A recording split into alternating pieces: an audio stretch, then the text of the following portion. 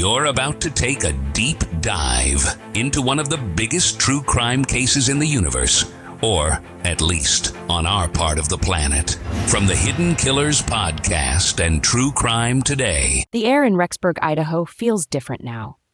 It's been years since the grim discovery on that quiet property, but for many in the town, the memories haven't faded.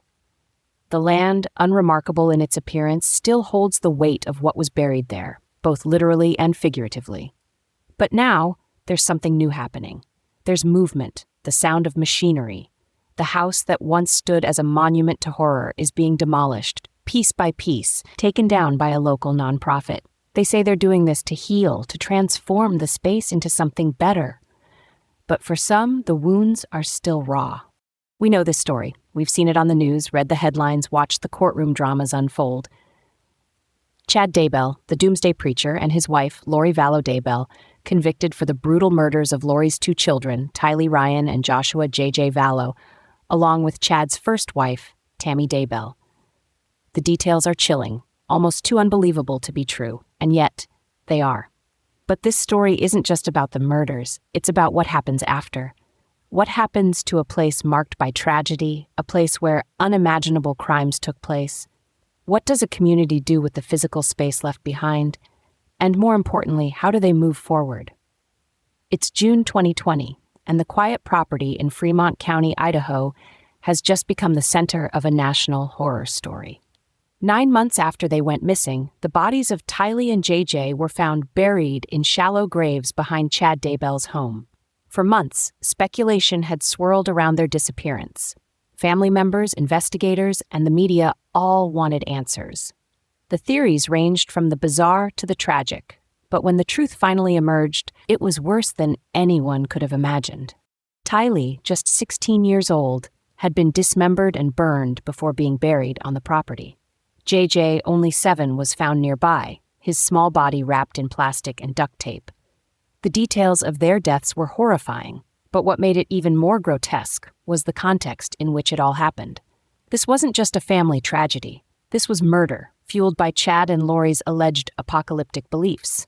Chad Daybell, a self-published author of doomsday fiction, believed that the world was coming to an end. He and Lori shared a belief system that mixed extreme religious views with an obsession with the end times. They believed in zombies, people who were supposedly possessed by evil spirits, and it was their job to rid the world of these dark forces. According to the prosecutors, Chad and Lori justified the murders by labeling their victims, Lori's own children and Chad's wife, as these zombies. The timeline of events is dizzying. In July 2019, Lori's fourth husband, Charles Vallow, was shot to death by her brother, Alex Cox, in what was initially ruled as self-defense. Just 3 months later, in October 2019, Chad's wife, Tammy Daybell, died under suspicious circumstances. Chad told authorities she had passed away peacefully in her sleep, but an autopsy later revealed she had been asphyxiated. And then there were the children. They disappeared in September 2019, but it wasn't until June of the following year that their remains were found. Chad and Lori were eventually arrested and charged with multiple counts of murder. Chad was sentenced to death, and Lori received life in prison. Their convictions brought some semblance of justice, but the damage had already been done. The lives lost, the families shattered, there was no bringing them back. And then there's the property. The unassuming house, with its simple ranch-style architecture, sits on 3.75 acres of land.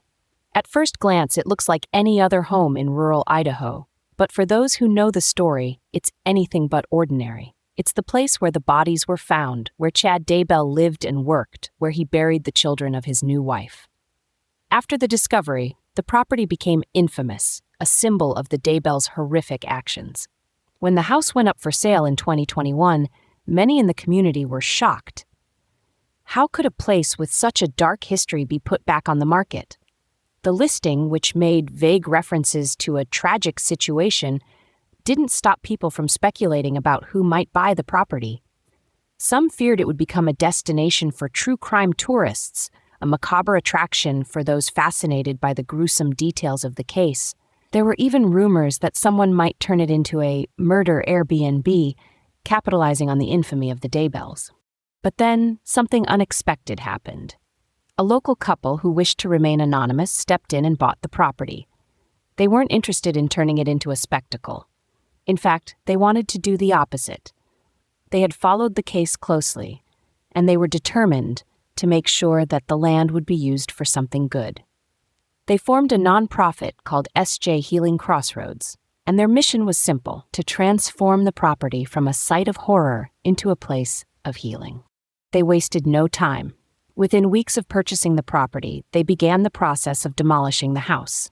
Local news outlets covered the demolition extensively, showing footage of the home being torn down. Dusty Taylor, the owner of Taylor Excavation, was one of the people who volunteered to help. In a Facebook post, S.J. Healing Crossroads thanked him for organizing the equipment and labor needed to remove the house. But even as the demolition took place, rumors swirled. Some people believed that human remains had been found on the property during the excavation. It wasn't true. Law enforcement had thoroughly investigated the site back in 2020, and there were no additional remains to be found. But the rumors were a testament to how deeply the Daybell case had affected the community. Every movement on that property seemed to carry with it the weight of the past. S.J. Healing Crossroads made it clear that they were dedicated to creating something positive out of the tragedy. In a statement, the organization wrote, "Our aim is to transform this site from one marked by sorrow and tragedy into a place of peace, healing, and hope for the community." They were careful to emphasize that this wasn't about erasing the past, but about finding a way to move forward. But not everyone was on board with the project. Kay Woodcock, J.J. Vallow's grandmother, was vocal in her opposition. For her, the property was too tainted by the horrors that had taken place there. She couldn't imagine anything positive coming from a place where her Tylee had been buried. "We never hoped for anything at that location where they perpetrated their evil," she wrote after the news of the demolition broke. In a later post, she expressed her frustration even more bluntly. "Buried like animals. It's gross. Perhaps if it happened to their loved ones, they would feel differently." Kay's reaction is understandable. For her, the property is not just a plot of land, it's a graveyard. The pain of losing JJ and Tylee in such a brutal way will never leave her, and the idea of anything being built on that ground feels like an insult to their memory. In her mind, the land should be abandoned, left untouched as a reminder of the evil that was done there. But the couple behind S.J. Healing Crossroads has a different vision. For them, the property is a symbol of resilience, of the possibility of redemption. They're not interested in forgetting what happened. They're committed to honoring the victims and their families. In fact, they've made it clear that they plan to consult with the families before moving forward with any projects on the site. "We want to take time to make sure that this is the perfect idea for everyone," they said in a statement. They've already been in touch with some family members, and they're hopeful that over time, the project will be embraced by the community. It's a delicate balance. On one hand, there's the need to remember, to hold on to the truth of what happened and make sure it's never forgotten. On the other hand, there's the desire to move forward, to find some measure of peace after years of tragedy. For S.J. Healing Crossroads, the goal is to create a space where both can happen, a place where the past is acknowledged, but where healing can also take place. As the demolition wraps up, the future of the property is still uncertain. S.J. Healing Crossroads is in the planning stages, figuring out exactly what the space will look like and how it will serve the community. There's talk of building a garden, a memorial, a place where people can come to reflect and find solace. But whatever form it takes, the transformation is already underway. The land that once held so much darkness is being cleared, slowly but surely, and in its place, there's a possibility of something new. For some, like Kay Woodcock, the pain may never fade. The property will always be a reminder of what was lost.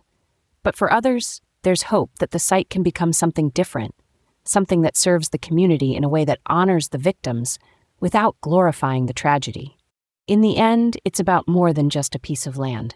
It's about how we, as a society, deal with trauma and loss. It's about the stories we tell ourselves about places and how we can transform them. And it's about the possibility that even in the darkest of places, there can be a path toward healing. In a world where the darkest secrets lie just beneath the surface. They said it was an accident, but the evidence says otherwise. Where hidden killers roam, unnoticed, in the shadows. I think you would definitely be looking at a blend of toxic, very bad narcissistic personality traits, and they will be vengeful and possibly resort to violence. Join Tony Bruschi as he uncovers the truth behind the most chilling cases. They said it was an accident, but the evidence clearly says otherwise. Each episode, we dig deep into the minds of those who commit the unthinkable. To your point on narcissism, he thinks in his own mind how witty he is. Yeah. But he lost that jury. I was done with him in 2 minutes. From unsolved mysteries to infamous crimes. Geez, you've just talked about how you've taught yourself how to do everything under the sun. I bet you did a YouTube video, how to best kill somebody with a knife. Hidden Killers with Tony Bruschi takes you where few dare to go. How does someone with such a dark secret go unnoticed for so long? With multiple new episodes every single day. We're not just telling stories, we're seeking justice. Listen now on Apple Podcasts or wherever you get your podcasts. Just search for Hidden Killers with Tony Bruschi.